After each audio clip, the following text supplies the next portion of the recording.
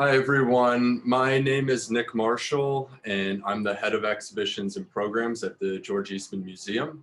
Welcome to today's virtual talk with Erica Jones and Lydia Creech, project film specialists in the moving image department here at the Eastman Museum. If you're not familiar with our In Focus series, which this is a part of, the program highlights projects going on around the museum that often happen behind closed doors or do not have a public-facing presence, similarly to today's talk. Hopefully it will have a public-facing presence. The long-term plan would be that it will, that you'll be able to see the films in the theater. But a lot of that work that's going, there's a lot of work that goes into even making them be able to be seen in the theater. So Erica and Lydia are going to talk a little bit about that today. And they're also going to be giving us a special behind-the-scenes virtual Matterport tour of their workspace at Kodak 350, at the Kodak 350 building, where the films are stored. I'm particularly excited for this since I've been working at the museum for 11 years now.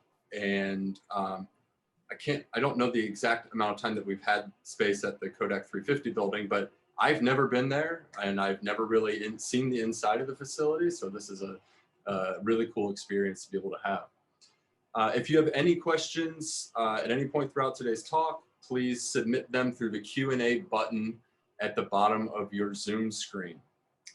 Button might be at the top, kind of depending on what device you're using. If you're using a phone or laptop.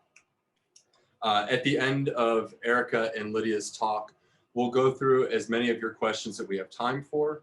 The chat function is open, but we'll not be monitoring it for questions.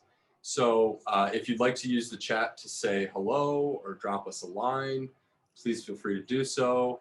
We'll be sharing some links through the chat throughout the presentation for some of the things that Erica and Lydia will be referencing. But we do ask that if you have questions, please submit them through the Q&A button, and then I'll go over those with the presenters at the end. We are recording today's webinar, and we'll be putting it on our YouTube channel in the coming weeks. So if you'd like to go back and watch again, or share with others, you'll be able to access it along with our other webinars and video content through YouTube. We have the closed captioning function on Zoom turned on, and you can access that through the CC icon on the program. You can turn it on or off if you'd like to use it. I do want to note that it's a really great tool to be able to have that. The tool is live interpreting, and sometimes it's not the most accurate, particularly when it comes to like technical terms. It can be a little inaccurate. So I apologize if there's some any confusion there. But with that, I'd like to turn it over to my colleagues, Erica Jones and Lydia Creech, who are going to get us started. Hello, and welcome to Conserving South Asian Films at the George Eastman Museum. Thank you all for spending the next hour with us as we provide a behind-the-scenes look at our jobs as we process the George Eastman Museum's extensive South Asian cinema collection. You might be wondering who we are. If I can figure out how to get my thing to work. There it goes. I'm Lydia Creech. I'm a Tennessee native. I attended IU Bloomington for my Master's of Library Science, and there I worked in the Indiana University Library's Moving Image Archive as a graduate student worker, which is where I gained my experience with film handling. Since then, I've spent over 5 years helping process large film collections, and I joined the George Eastman Museum in 2020 for this grant-funded project. And my name is Erica Jones, and I'm a Rochester native. I received my PhD in ethnomusicology from the University of California, Riverside in 2017, with a dissertation focused on South Indian classical or Carnatic music and the gendered relationships of the percussionists within binary traditions of masculinity and femininity. My academic research and teaching experience focused on the intersectionality between music and media scholarship, exploring concepts of Indian culture and globalization. I became interested in applying my knowledge of South Asian cinema to a career as a film and media archivist, so completed the film preservation program at the L. Jeffrey Selznick School of Film Preservation at the George Eastman Museum in 2020. Currently, we are the project film specialists identifying, inspecting, and processing these collections. We are extremely excited to process these collections as our work is just beginning of a long process to make these films available for future access to both the public and academics. So to begin, we have a poll question for you all, which you can answer via your smart devices or computer. How many of you have ever seen a South Asian film? I'm gonna close that. So while we wait for the answers to roll in, we thought to provide some basic information about our collections and why they are important. To begin, South Asia consists of the following countries: India, Bangladesh, formerly East Pakistan until 1971, Bhutan, Maldives, Nepal, Pakistan, Sri Lanka, and Afghanistan. So while South Asian cinema refers to the film industry from all these countries, the collections we will be discussing today are the museum's collections of Indian and Pakistani films.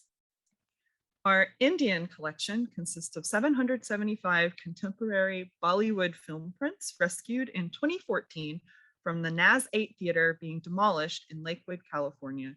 This includes 5,945 cans and over 8,000 posters, which were shipped to us on 42 pallets, which amounts to over 1,300 boxes. You can see some of the plastic wrap pallets in the first picture.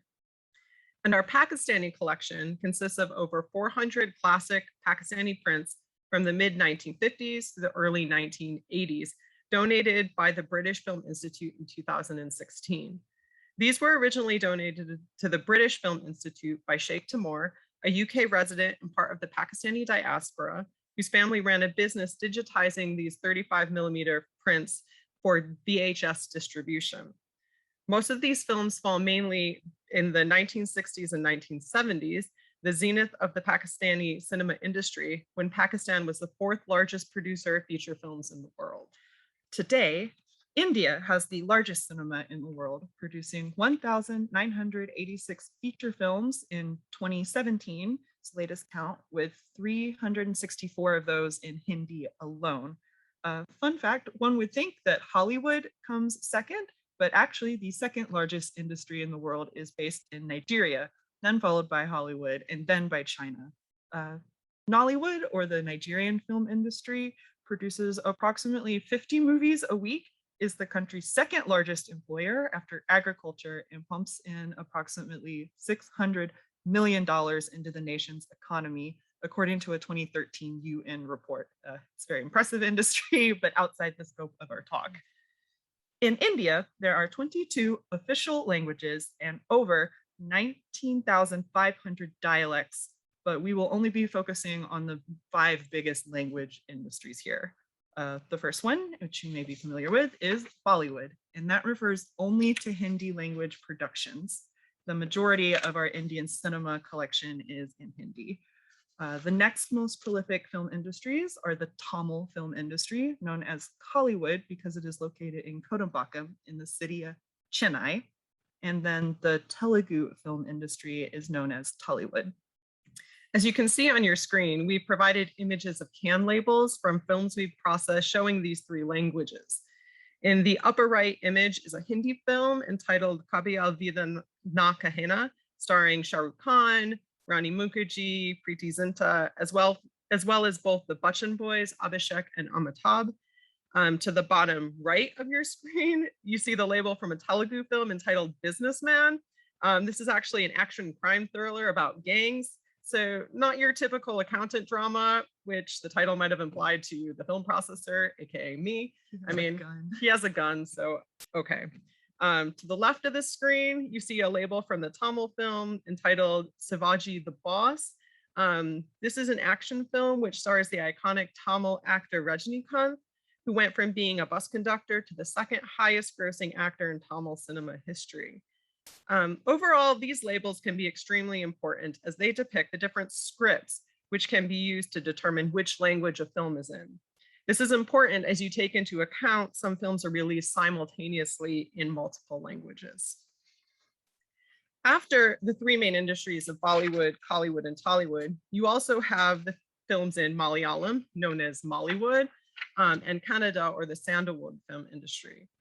Beyond these five main film industries, which account for most of the films produced in India, films are also released in other languages, including Bengali and Punjabi.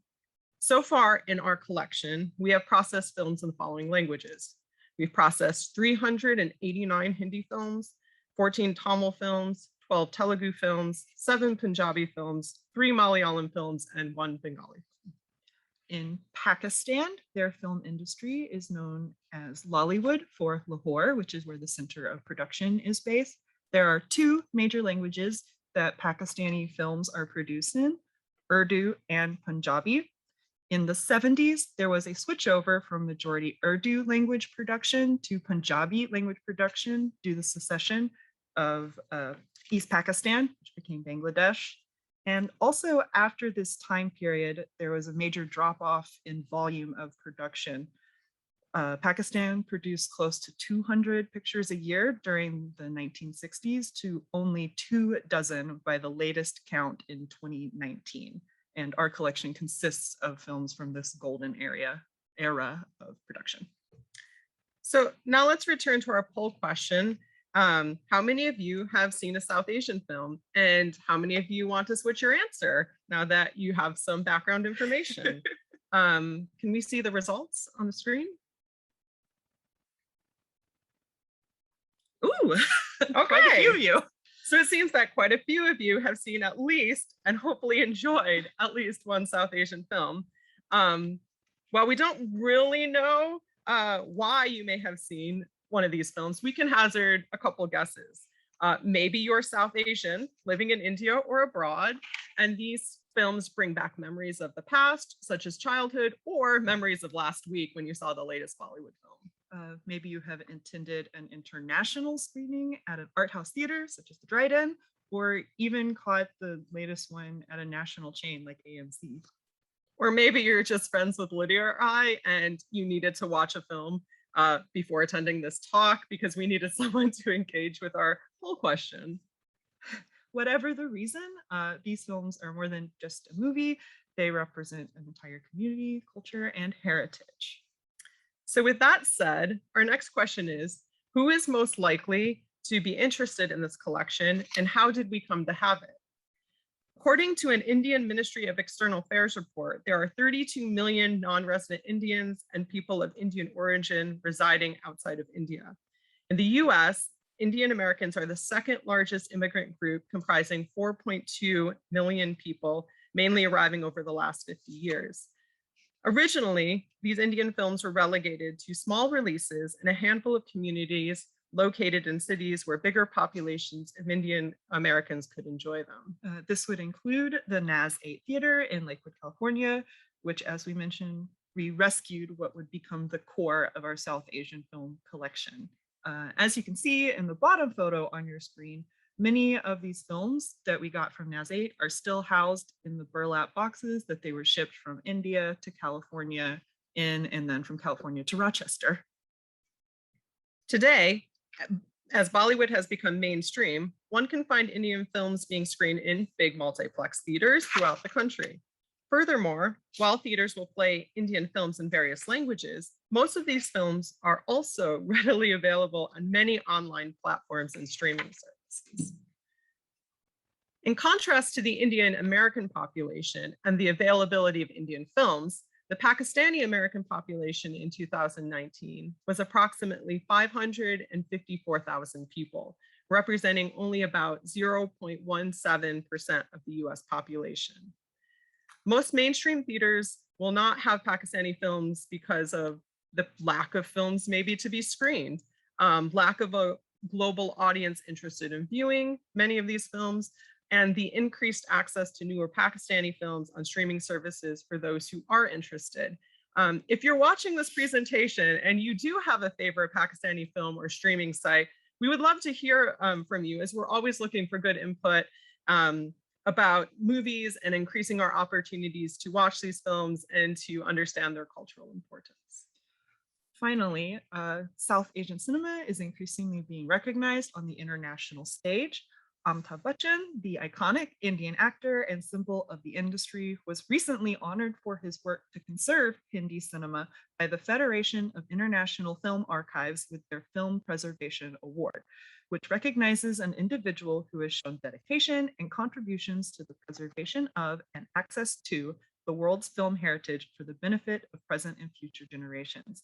In his acceptance speech, Bachchan highlighted cinema's unique ability to preserve culture and bring people together, which Erica wrote a really good blog about the ceremony, which Kate can share in the chat. 2021 is also the 100th anniversary of the birth of Satyajit Ray. In recognition, the Eastman recently programmed his Apu trilogy at the Dryden, which we hope some of you were able to attend. Okay, so from here, we thought we would give you the behind the scenes tour of our work and vault space so you can see how we have begun the process of preserving these films. All right, this is the Matterport. We'll start by going into, as you can see, a big outline of our workspace and vault area, and we're going to start by going into our workroom. Welcome to where Lydia and I spend our 9 to 5 days. I'm going to swing around slowly to the left and show you what I have placed on my workbench for the day. Here we go. There you go. I'll move forward a little bit. So as you can see on our left, we have our 35mm print on our left rewind, and we're winding it to the right. What we see here is we have the 35mm print, you have a fragment of the film, and you have my computer laptop. So as I do a close-up of what is on my light box, which allows us to see, you come across one of the most important tasks that we do when we inspect and process films, and that is first to identify the film title to make sure we have the right film. This is extremely important for our Pakistani film collections, as many of these prints don't have titles on the printer object. There could be various spellings of titles, so it takes longer to confirm titles with the online sources and websites. And there are multiple films with the same titles, just produced in different years, or the titles are in Urdu, Punjabi, or Bangla, and we are unfortunately unable to read those scripts. So what you're looking at is actually Palmolish Boot Polish, which turns out to be a 1961 Hindi film. So we can confirm from the print itself, where the title is on, that this is Talmalish Boot Polish. The fragment that you see above it was actually found just in the can, in the box with the film. And it is the Indian censorship card confirming that it was an Indian film, Talmalish Boot Polish from 1961. And as I exit this picture, you see on my computer screen that I found a very bad VHS copy online of Talmalish Boot Polish.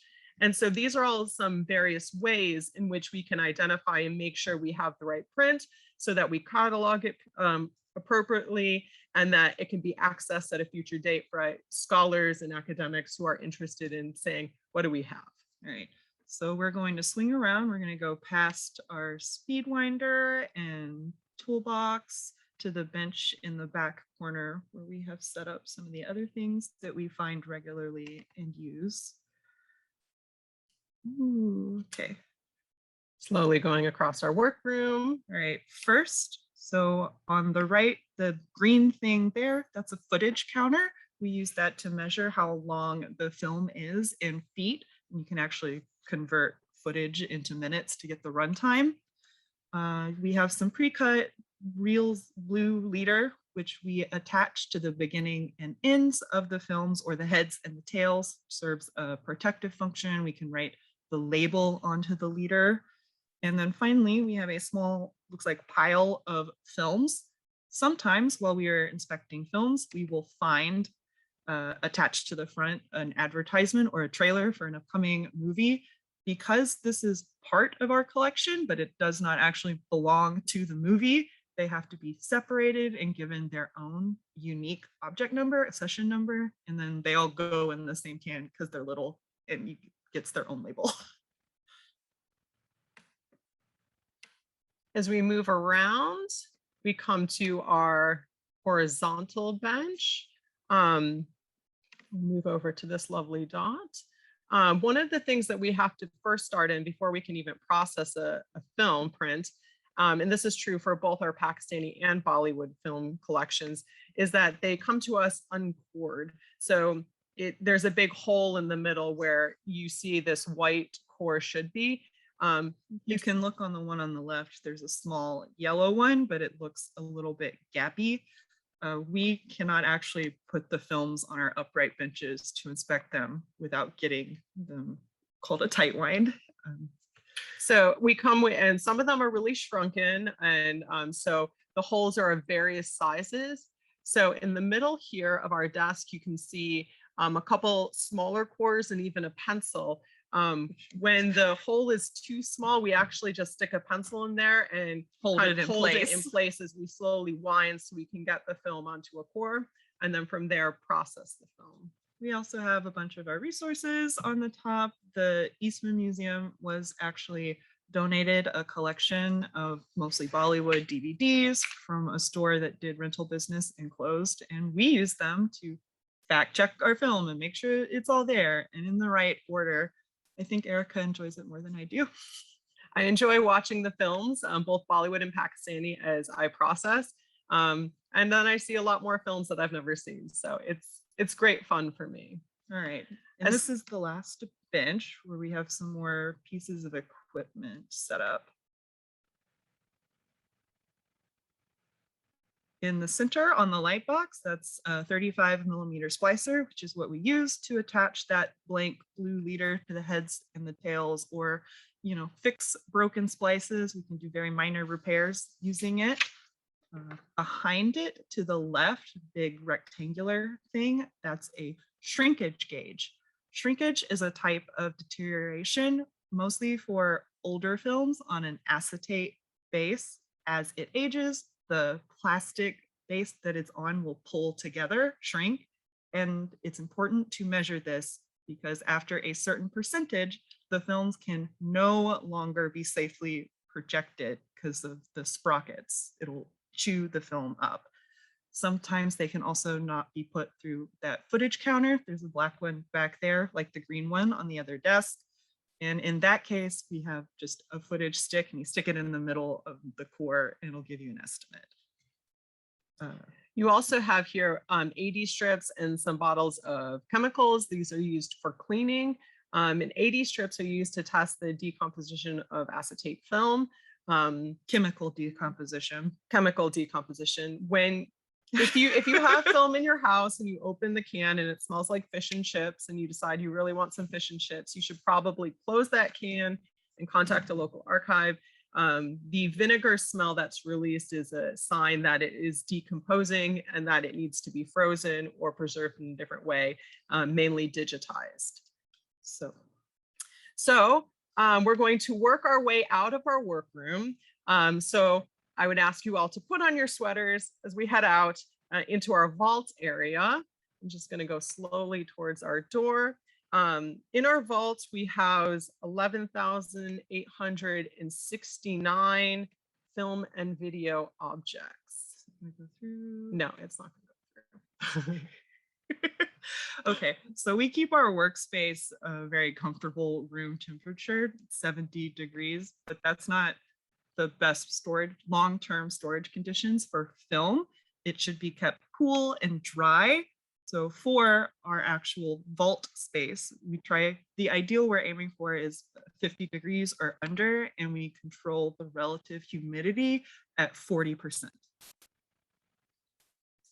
As we work our way down to our first aisle, you can see up here, we have all of these gray cans. Those are not Bollywood films. Those are actually outtakes and cuttings and stuff from the film The Grifters. But we do have on the end some of the first Bollywood objects we will show you. These are films that we have already inspected and processed.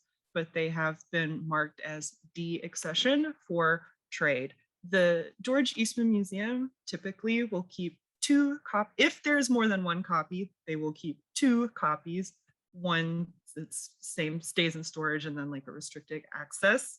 And if there are 3 or more, we will still inspect them, make sure they're in okay condition, and then deaccession for trade to other museums or nonprofits, institutions that might also want a 35mm print.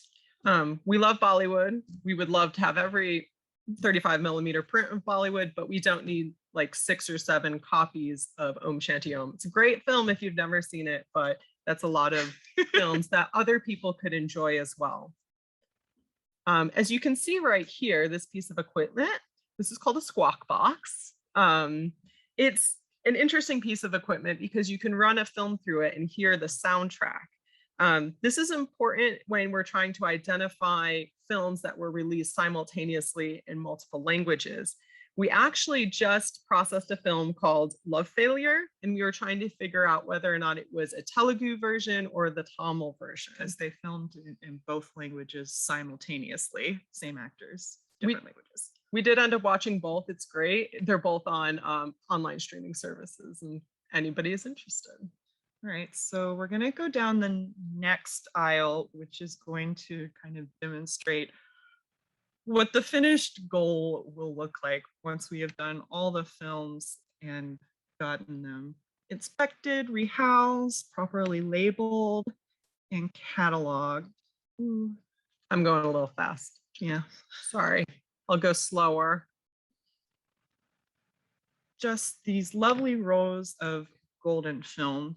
They each get a permanent location, and then they'll be here, cool and dry in our system. Let's go down to the end.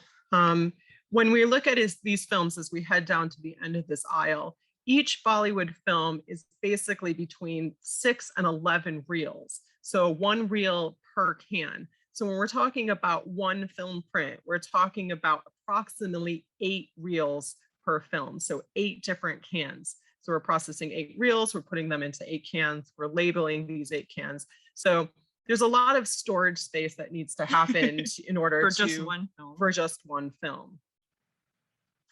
A lot of our non-Hindi language Indian cinema actually comes to us in these lovely bags. They have these cool labels on them of the stars and then the title in their script, which is very helpful. And oftentimes they come with just a paper printout here, if you can see, of the Indian censorship card. And that is what we will see on the film print when we are inspecting. You'll also see this blue disc, and this is very important. The lot of these Tamil and Telugu films come to us with what's called a DTS disc, which is a type of sound system where the soundtrack is on a separate disc and then it plays in sync with the picture. Here we have an example. So on the left, going from the picture, you'll see like a little ant trail of dots. That's like the bloop track to keep the disc and the film synced up. But suppose the disc is missing or it fails for some reason, you go further left, the squiggly lines, that's the optical soundtrack. We really like this example because you can tell it's stereo, which is 2 different channels. They look slightly different. And that's an analog system. And then if you continue going left, you get what looks like little QR codes, and those are between the perforations, and that's the digital soundtrack. Which is great, except when the perforations are damaged, and then you lose the soundtrack. So lots of different backups. And so today, most of films will have a digital and an analog backup for their soundtracks. We wanted to show you the soundtrack just for a little bit in action on one of the films from our collection. So I will start.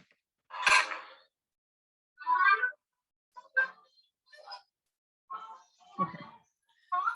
So this is from a film called Hoon, Jagdar, and you can see the soundtrack going here on the left side of the image.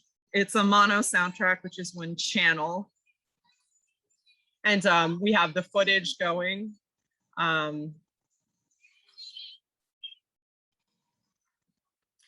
So what you see here is the image itself.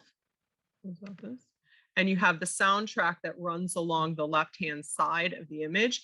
You won't see this when it's projected in a theater because there will be masking which will cover it. But this is a mono soundtrack because there's only one. You have the footage counter here in the bottom.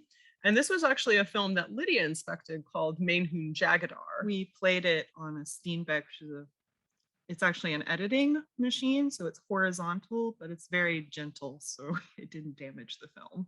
She has a great blog further talking about this and some of the interesting film techniques used. And I took some pictures. So if you want some more information about that, Kate can provide the link in our chat function. All right, we're gonna swing around to the left, which you will see some more of our non-Hindi language films that still need to be processed. You can tell because they're in bags and they've got little peekaboo DTS discs.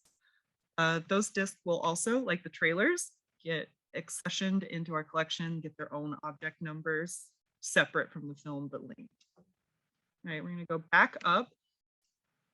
So if on the left, all of these beautiful golden cans are what we're hoping for, we've processed beyond this, but unfortunately, due to COVID, there has been a shortage in the steel industry, and we've not actually been able to get our full supply of archival cans.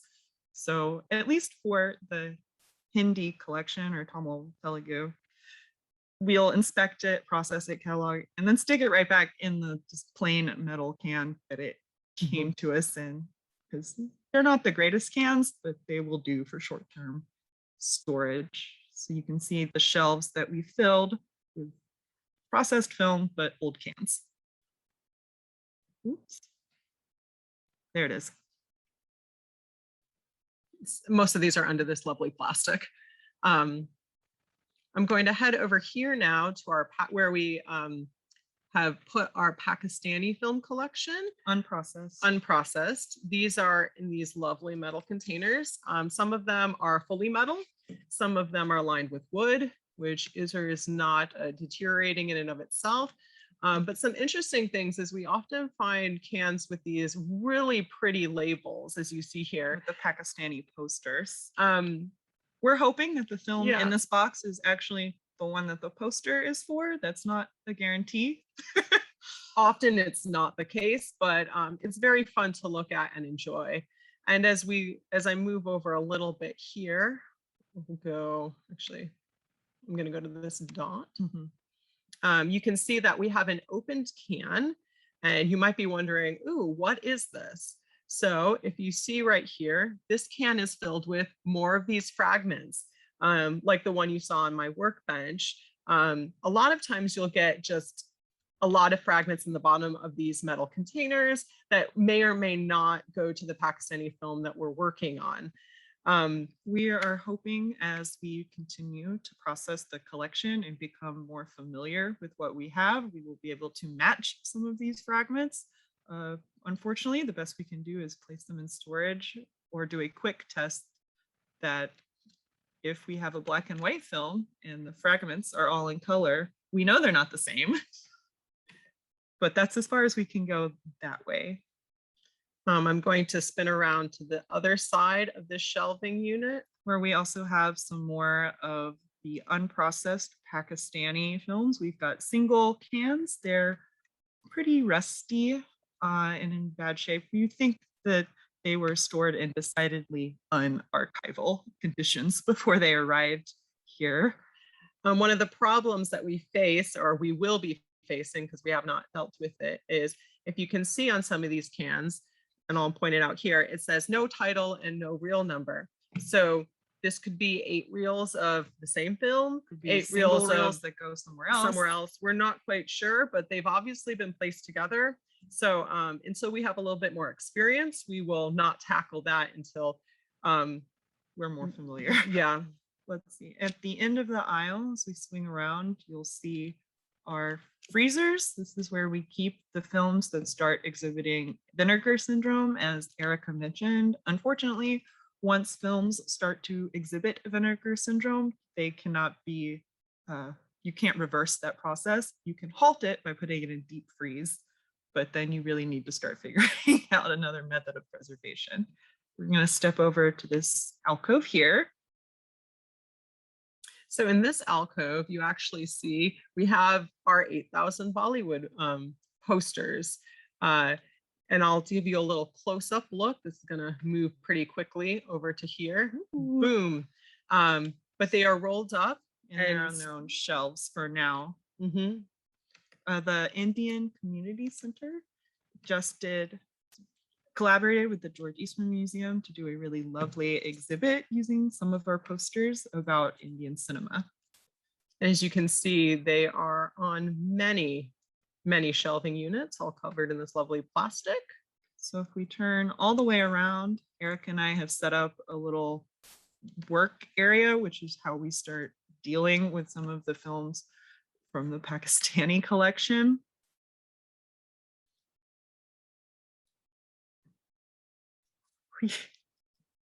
Wow, that went farther than I thought. Okay. I'm going to go into the middle of our little work area. Spin around, and I will spin around.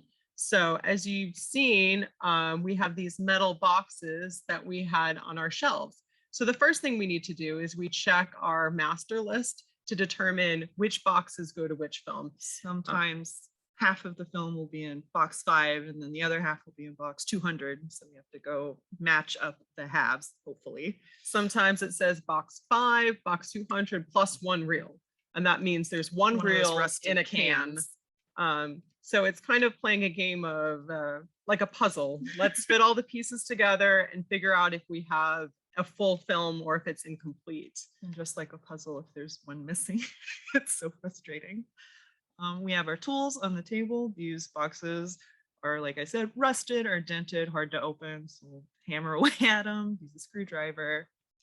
On the table, we have one open for you. You can see what we deal with. So there's 3 films in there. 2 are in a can, but 1 is just not. It's just in there. But that's not the worst thing. A lot of times when we open these cans, we get this image. I'll enlarge it. So we call this the universe or the galaxy. That's mold. It is mold. Yeah, what you're seeing is mold. So we actually use Perk, which is the same cleaner that you use in dry cleaning. And you clean off the top and bottom of the reels so that you can kind of be a killer and kill the mold. You can also see that there's just no core in there. No core. Sometimes we deal with much more extensive mold, though. This is one of the worst examples. It's actually crusty.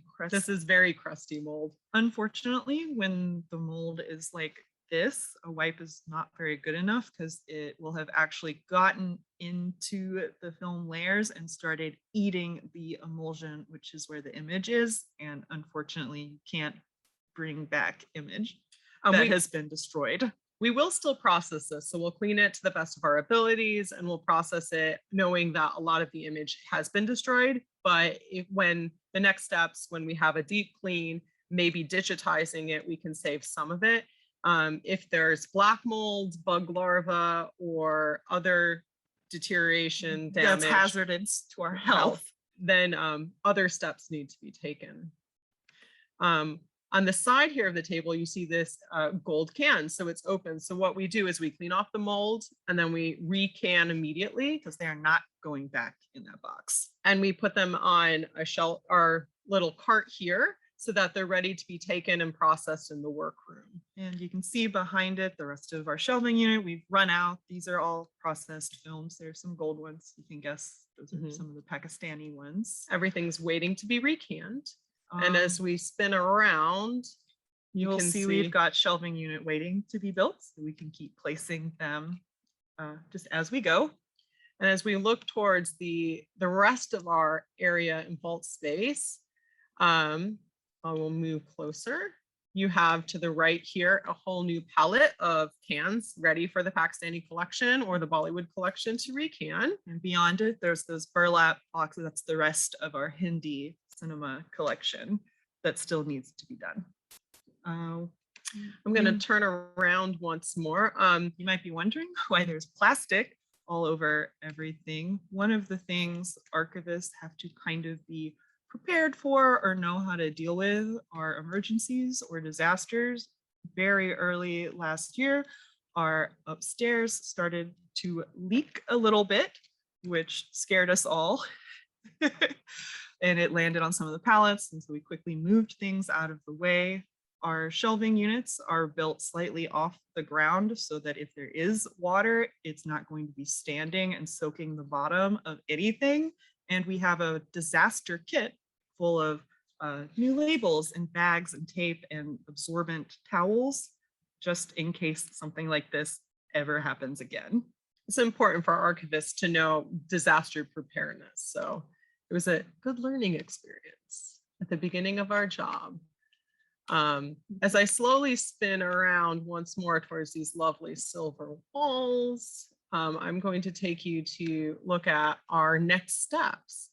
So once we finish processing everything and get everything cataloged and initial inspections done, we're hoping to start with cleaning. And this is very important for the Pakistani collection because the wipe of the mold on the top is not good. And the Bollywood collection doesn't have mold. It doesn't have a lot of dirt or damage. So cleaning is important, but it's more important for the Pakistani collection right now. So you can really get a deep clean in there and prevent any further deterioration. So this is the ultrasonic cleaner. It uses sprocketless rollers to pull the film through. So it's extremely gentle, even on film that has been shrunken, and it'll pick up dirt, debris, rust that's on the image itself. So now as we're all somewhat cold, remember it is 50 degrees, we're going to return to the workroom and warm up while we tell you what we have accomplished so far. And I'll leave you with this last view of the entire dollhouse of our workroom.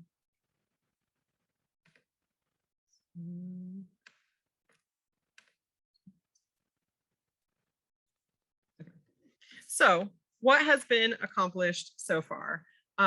So far, we have processed 545 films. We've done 494 Bollywood and 51 Pakistani, which totals a number of 4,023 reels. As you can see, we have quite a few of the Pakistani left. We have about 281 Bollywood titles left to do, and the majority of the Pakistani, it presents more challenges, so it's a little bit slower going there, and about the same amount of reels, 4,000 reels left to do. So what trends have we seen so far while we're inspecting these?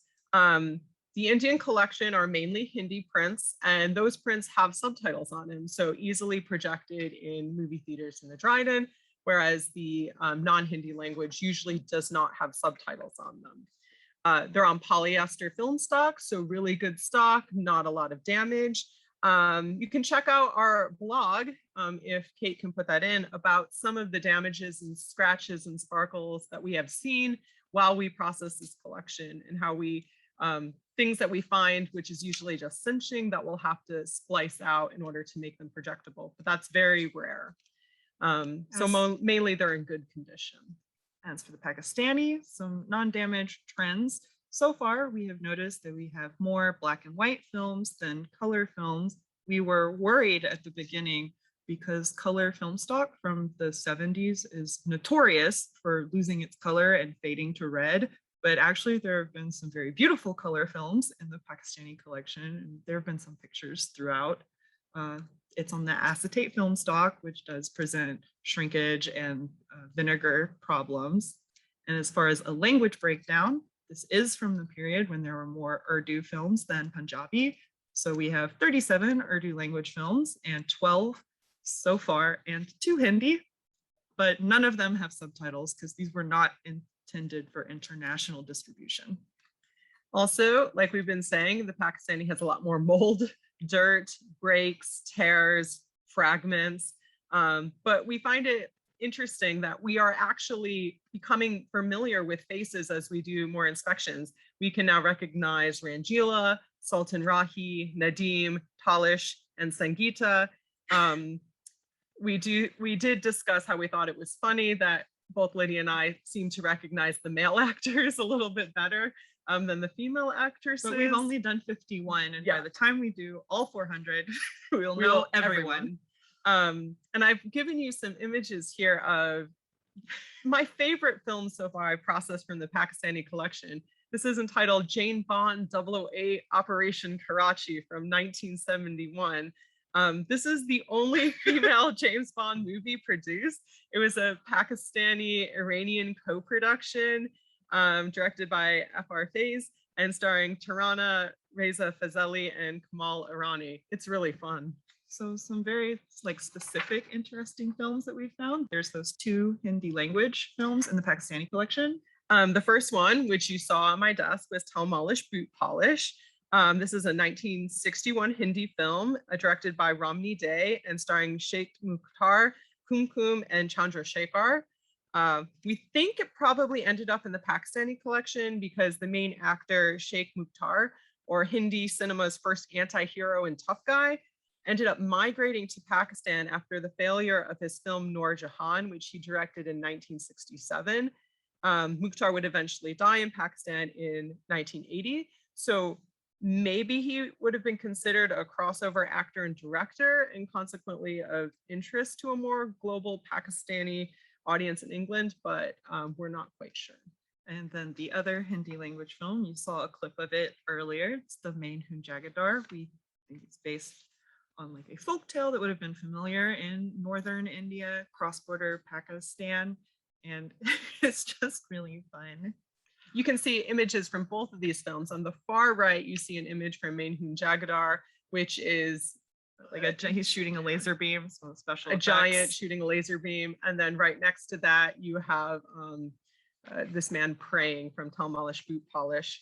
Another interesting find was Chand Saraj, which is an actually Pakistani film from our Pakistani collection. And it stars the 2 most iconic romantic pairs of East and West Pakistan, Nadeem Shabana, as you see in this image, the second from the left, and Rosina and Wahid Murad. This film was made after the political changes to Pakistan in 1969 and right before the secession of East Pakistan in 1971. It did seem to have mixed reviews because the 2 romantic pairs never met up in the film. But we did find this really interesting intertitle. We liked it because the filmmakers are actually thanking the governments of both East and West Pakistan. Just like in their 2 Hindi films in the Pakistani collection, we found 2 Pakistani films in the Indian collection. These are some of the rare contemporary Pakistani films. They're by the same director, Shahid Mansoor. The first one is In the Name of God, released in 2007, and it's notable for being the first Pakistani film to be released in India in almost half a century. And it was the first ever Pakistani film to be included in India's International Film Festival. And it won quite a lot of awards and international recognition. It's a film about 2 brothers who are dealing with one becoming increasingly radicalized. And his next film, Bowl, is a social drama. This film depicts the complicated emotions and struggles of a religious Muslim family who face the hardships of everyday life caused by too many children in changing political times. It was part of the PIMAN, or Pakistan Initiative for Mothers and Newborns project, and advocates for family planning. It won the 2011 Best Picture of the Year at the Pakistan Media Awards and is one of the highest grossing Pakistani films of all time. We've watched them both. They're available on streaming. And they're really good. Just make sure you have serious. something happy at the end, because it will really give you something to think about. And then finally, what's next? As we have mentioned, we still have about 4,000 reels. And so we will continue doing our daily work of identifying, inspecting, and cataloging all of these prints and then getting them into their nice new homes. And after that, I mean, there are multiple steps in the preservation process. And right now we're really in more of the conservation part where we're identifying, we're doing these initial inspections, we're cataloging, we're trying to just prevent further damage to the cultural objects. And what will happen next, or we're hoping happens next, is extensive repairs, deep cleaning, and ultimately digitization.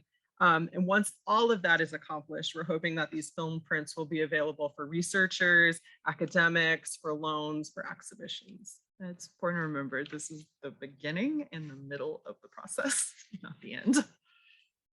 All right. So thank you, and we will be open for questions. Hey, thank you both. That was very awesome. And we have a ton of questions that came in. So I'm trying to, we're going to try and get through as many of them as we can. Since you were just talking about this film, I'm going to start here. The Hoon Jagdar.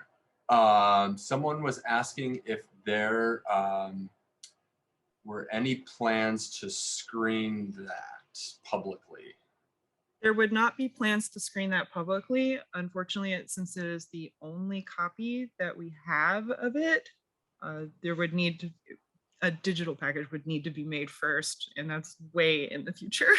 What we did with this is we did preliminary repairs. So we inspected it, we made sure that it could go through the steam back, and then we watched it as a small group to see if it was possible.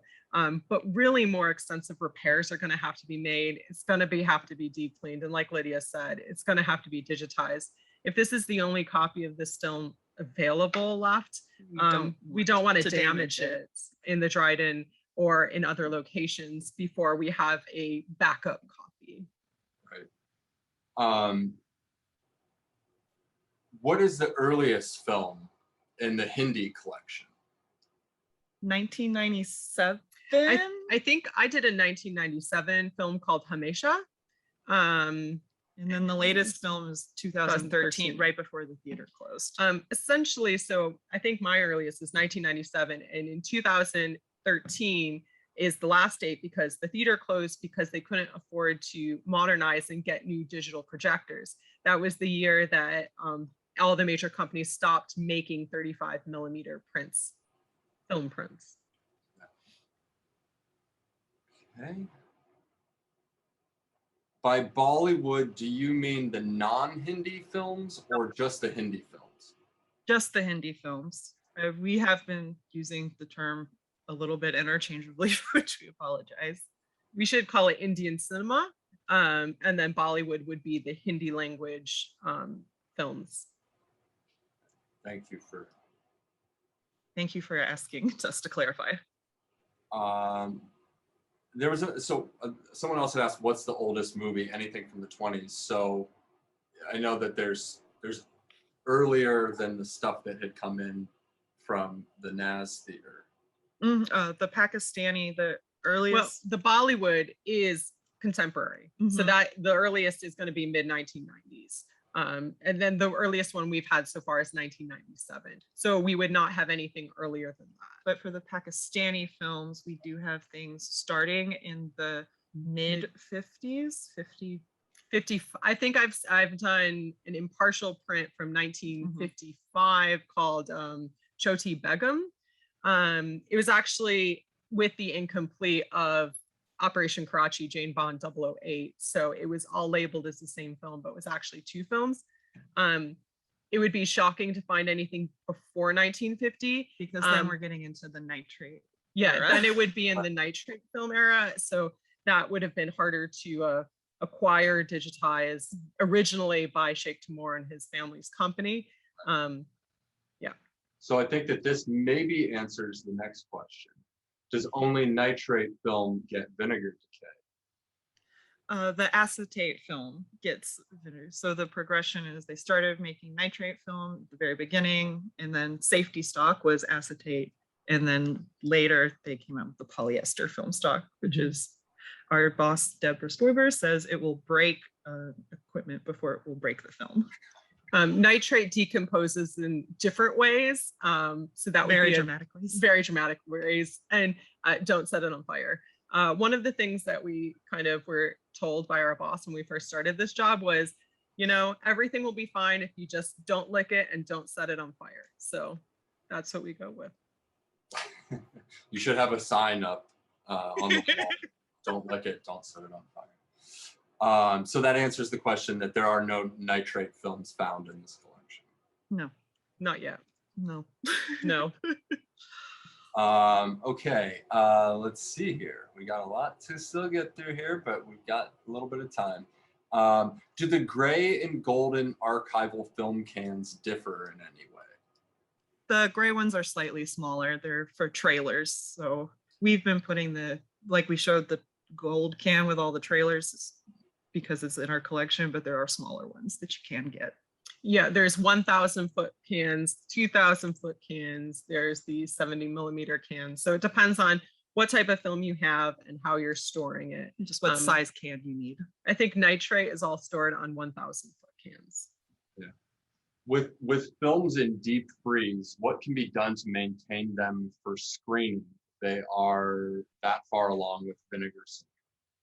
If they're that far along with vinegar syndrome, this is not always the case, but they will also usually exhibit extreme shrinkage, just they kind of are comorbid.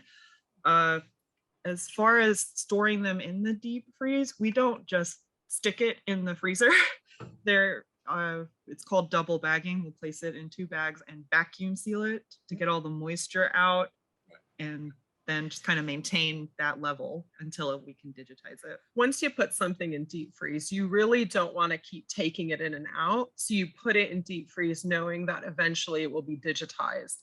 There's not much more you can do once you've decided to make that step as an archivist. That was going to be my follow-up question. I mean, for screening, really at that point, your only option is digitization for the safety of the object.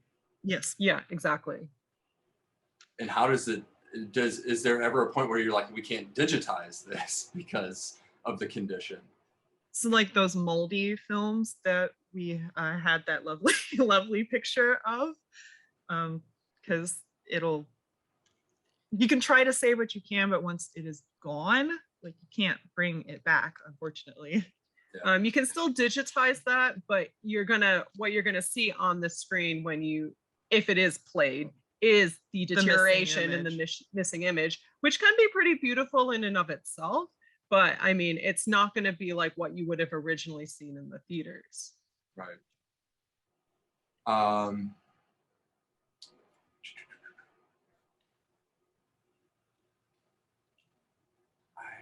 Okay. So someone had said, great to get a sense of what you're working on. I'd be curious if you have any rare short experimental films in your collection. Is there a list somewhere that someone could access? Short films? Probably not in our collection, but these were theatrical films. These were theatrical Bollywood and Pakistani films. We have some random stuff in the Pakistani like trailers, and I think there's been labeled Pakistani porn unidentified. I'm not really sure. We have not inspected any of it, but I think if they're thinking shorts of like different avant-garde shorts, would not be in the scope of our collection. But I mean, they could ask someone else from the museum of what we have. Okay. Who would I direct them to? Probably Deb Stoiber, yeah, our boss, because she's as the head of collection management, she is she understands everything that we have in all of the good overview. Yeah. Now Deb's gonna get flooded with emails. Sorry, Deb. No, it's great. But so there isn't like an online list or database for this, or is there? Inquiries for access should be made to Liana Kroll. She's the head of information and access and resource for our department. There is not an official online for our collection. We don't have an official like Excel sheet or online resource where you can see everything that we have, primarily because we haven't actually finished cataloging it. Right. It's part of our job. Until we finish this grant and we've fully gone through all of the prints and fully done the initial inspections and understand intellectually what we even have, we are not really publicizing every single title. Yeah. So what goes into the decision-making process regarding figuring out a starting point with such a massive film collection? We went alphabetically with the Indian cinema. We discussed a little bit of how to do it, but you know, at the end of the day, we ended up just starting at the A's and working our way through. It's a little harder with the Pakistani collection because everything is in multiple boxes and multiple shelving areas. So and they might not be identified correctly anyway. Right. So what we actually have done is we started at the top of the shelving unit. And so we said, okay, we'll pull out these 4 cans. And then we go and we look on the Excel sheet and we see, okay, try to match up. They match with these other cans. Okay, we'll go pull them off from the other shelf. It's a little bit more complicated when you get, we had a film that we pulled this week and we're cleaning called Hatam. And there was also a film called Hatam Pai. A remake. The same film. But Hatam said it was incomplete and it only had 4 reels. And Hatam Thai said it was complete but had 11 reels. So what happened was part of Hatam was put with Hatam Thai. So now we have two full copies of 2 different films. So it's a little bit of a different process. But we didn't choose anything specific, like we're going to do the earliest to the latest or some specific director or actor. It all has to be done, and it's a steady process. Yeah. Oh, there's a lot going on between the chat and the Q&A right now. So I'm so excited to see people really are really interested in this and what you all are doing in the collection. Liana actually commented, I don't know if you saw this, that the earliest Hindi language film in the collection is 2004, colorized re-release of the 1960 film. Is that the colorized re-release of Mughal Azam? That is it. Yeah, I mean, I guess that would be that technically would count. It didn't come out in 2004. You're right. But it was recolorized. Yeah. Okay, Liana, you win. Thank you. Well, yeah, that's kind of a tricky question. Do you have any Afghan films in the collection? Not that we have found. I doubt we will, but it is possible. I mean, I was surprised to find a Pakistani-Iranian co-production, but pretty much they're just going to be India and Pakistan. But if we do find something really interesting, we'll probably write a blog about it. Yep.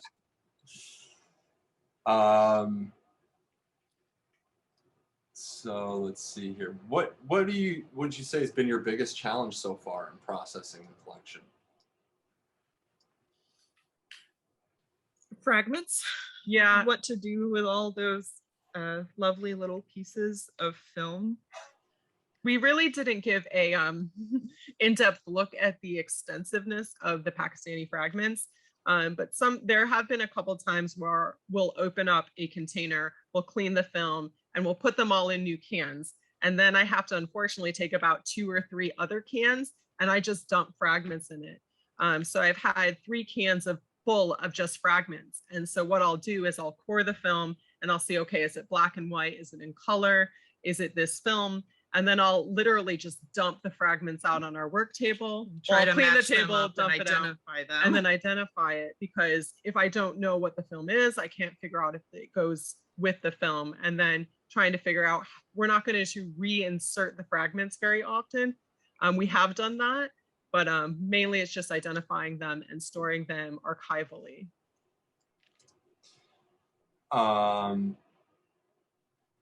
How long does it typically take to process a reel? For or a whole film? I guess you kind of get. For the Indian cinema collection, we can do a movie a day. Yeah, which is, Erica had mentioned, that can be 6 to 8 reels, because those are in great shape, and it's very much like left to right, make sure everything matches.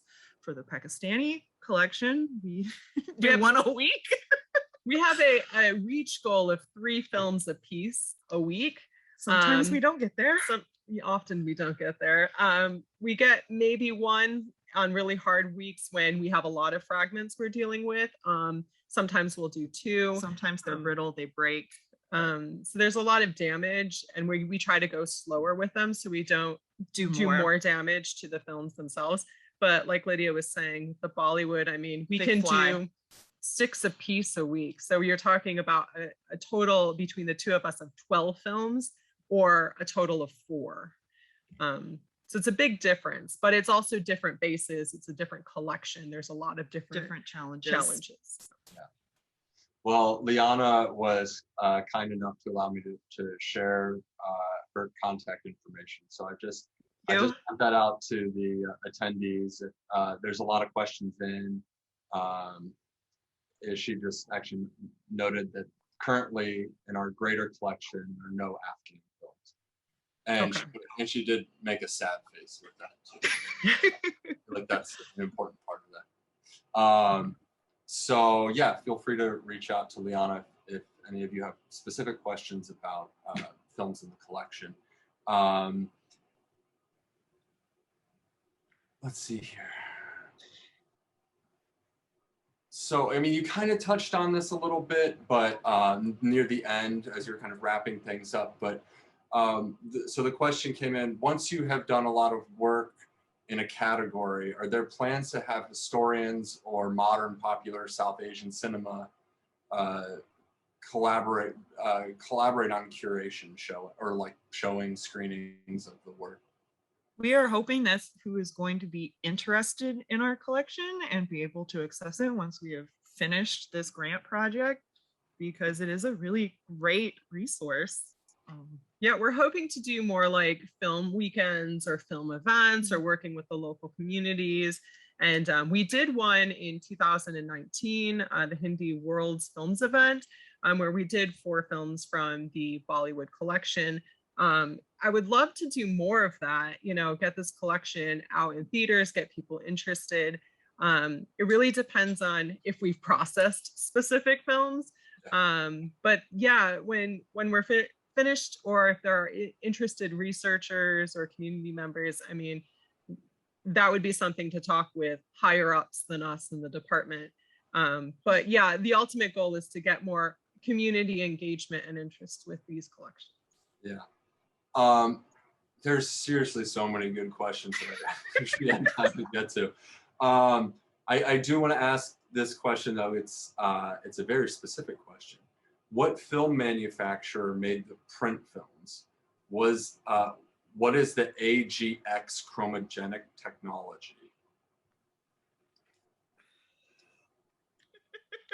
Sorry, read that again? Can you repeat that question? What film manufacturer made the print films? And then the follow-up question to that was, what is the AGX chromogenic technology? It's probably referring to one of our specific pictures, right? Or he or she, like that they saw with the label.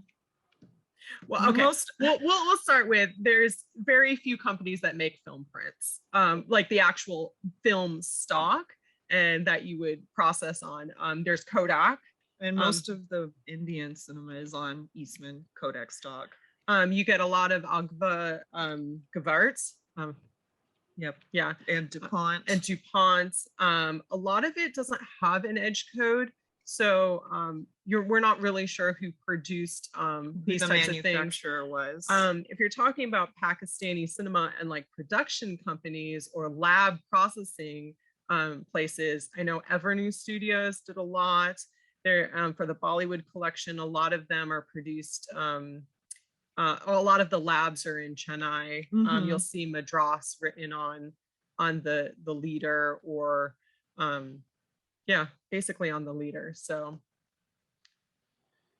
hopefully that answers the question. If not, the individual can always email us. Sure.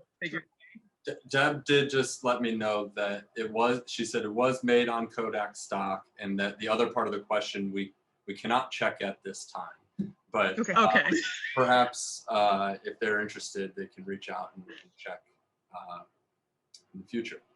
All right, let's do one more question. I apologize, we've gone a little bit over our time. These are usually only about an hour, but we've still got a pretty good crowd, and people are really excited. So, pick a good one. Yeah, I know. I mean, they're all really good questions. So, let's see here.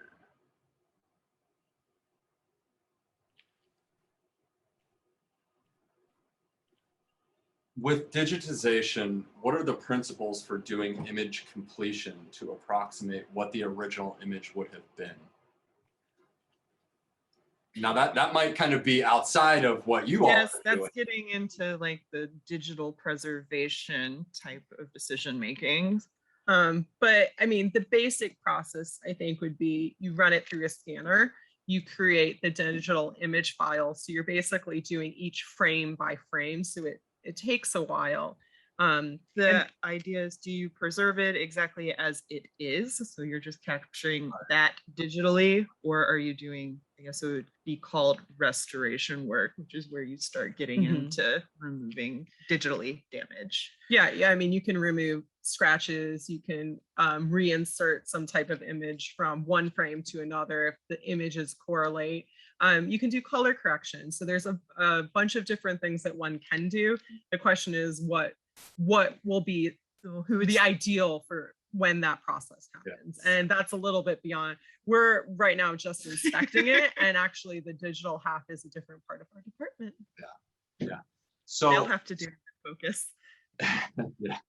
We're gonna wrap up now. There were a few questions that came in about when are we going to screen specific films. I think that we don't know the answers to those questions yet. I mean, maybe when they're available, and as you kind of said, maybe we might be able to do some type of film programs, which we've already have done some film programs that have included a number of these films. We did the exhibition a few years ago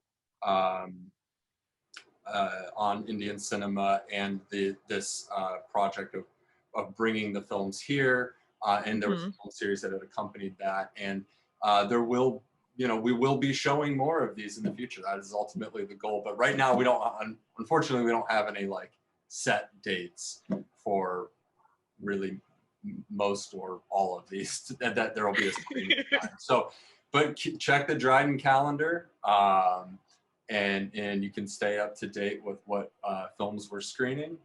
And I apologize to those of you whose questions we did not get to, but I hope you all enjoyed the presentation. I had a great time chatting with the two of you and hearing about the work that you're doing. Thank you everyone for joining us. Lydia and Erica, I'm going to give you the last words.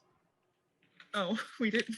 Oh, well, we didn't really prepare for that, but we just want to thank everyone for joining us for the last hour and 10 minutes. And we're really enjoying what we do and working with this collection, and we're looking forward to the future. And we're so happy to share a space that people normally are not going to see. It's not glamorous work, but it's really important. I'll call it glamorous. Okay. All right. Thank you. Have a great rest of your day, everyone. Thank you. Bye.